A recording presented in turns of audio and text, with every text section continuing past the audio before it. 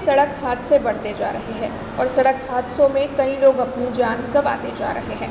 Traffic नियमों का सही तरीके से पालन ना करने की वजह से ही ये सड़क हादसे होते हैं। ऐसे में ट्रैफिक नियमों के प्रति लोगों में जागरूकता बढ़े, ये बेहद ज़रूरी है। हाल ही में भंडूरी गांव में कई छात्रों की भी सड़क हादसे में मौत हो गई थी।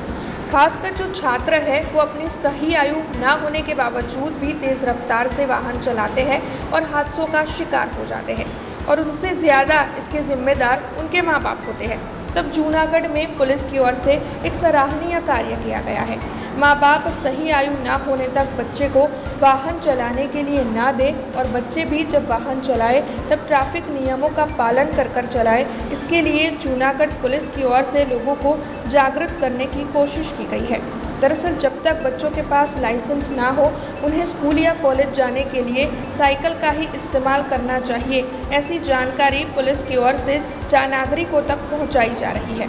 इस मामले में जूनागढ़ के महिला DYSP की ओर से ज़्यादा जानकारी भी दी गई है। दरअसल इस अभियान के तहत कैसे बच्चों को रोककर और अभिभावकों तक ट्रैफिक नियमों की जानकारी पहुंचाने का कार्य हो रहा है, इस बारे में जूनागढ़ के महिला DYSP ने ज़्यादा जानकारी दी है। આપણે સૌ જાણીએ છીએ કે સ્વજનો દરેકને વાલા હોય છે, એ પછી માતા પિતા હોય, બાળકો હોય કે વડીલો હોય। જ્યારે આપણે જાણીએ છીએ કે માળિયામાં જે એક્સિડન્ટ થયું તેમાં 2 ગાડીના ટકરાવાથી 7 લોકોના મૃત્યુ થયા અને તેમાં આશાસ્પદ યુવકો હતા કે જે કોલેજમાં ભણી રહ્યા હતા।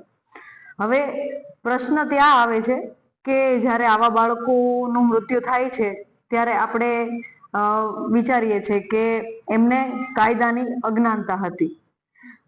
તો હું વાલીઓને, જાહેર જનતાને એટલી અપીલ કરવા માંગુ છું કે આપ જ્યારે પણ આપના બાળકોને વ્હીકલ આપો છો ત્યારે થોડું વિચારો, કારણ કે એ વ્હીકલ જ્યારે તમે આપી રહ્યા છો ત્યારે તમે એ નથી જાણતા કે એ કેટલી સ્પીડમાં ચલાવે છે, ક્યાં રશ ડ્રાઇવિંગ કરે છે અને એના કારણે કેટલી મુશ્કેલીઓ ઊભી થતી હોય છે।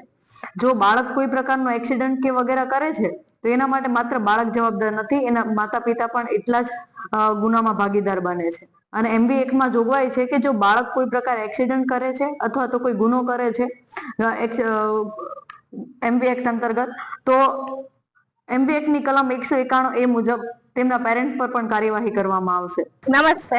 ભંડોરી ગામ પાસે આપણે હમણાં 5 વિદ્યાર્થીઓ ઓફ થઈ ગયા એક્સિડન્ટ થયું એના લીધે, અને ગાડી ચલાવતા હતા તો એના માતા પિતાને અને છોકરાઓને એવી સૂચના આપવામાં આવે કે એ લોકો ગાડી ન ચલાવે। જો લર્નિંગ લાયસન્સ ન હોય, અમે પણ સ્ટુડન્ટ છીએ પણ અમે ગાડી ચલાવતા નથી કેમ કે ખબર છે કે હજી અમારી એટલી એજ નથી, તો એ 18 વર્ષ પછી ગાડી ચલાવે તો સારું। અને એના માતા પિતાને પણ એવું આવેદન આપવામાં આવે કે એના છોકરાઓને ગાડીની જીદ કરે તો પણ ચલાવવા ન દે અને વાહનની સુવિધામાં એ લોકો સ્કૂલે જાય, એવી મારી સૂચના છે।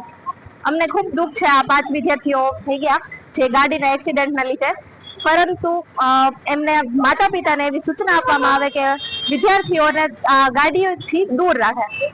हमसे जुड़े रहने के लिए हमारे YouTube चैनल को सब्सक्राइब करें और नई वीडियो की नोटिफिकेशन के लिए बेल आइकॉन को दबाएं।